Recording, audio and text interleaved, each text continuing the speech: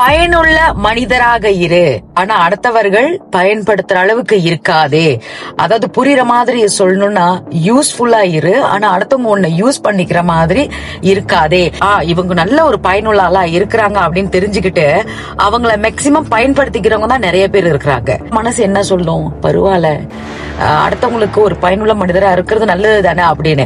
ஆனா அவங்க பயன்படுத்திருக்கிறதே தெரியாமல் ஒரு ஏமாலே இருக்கிறது தாங்க மிகப்பெரிய தவறு. இன்னைக்கு பல பேர் தன்னை பயன்படுத்திக்கிறாங்கன்னு அறியாம தெரியாம சொல்றதெல்லாம் செஞ்சுக்கிட்டே இருப்பாங்க.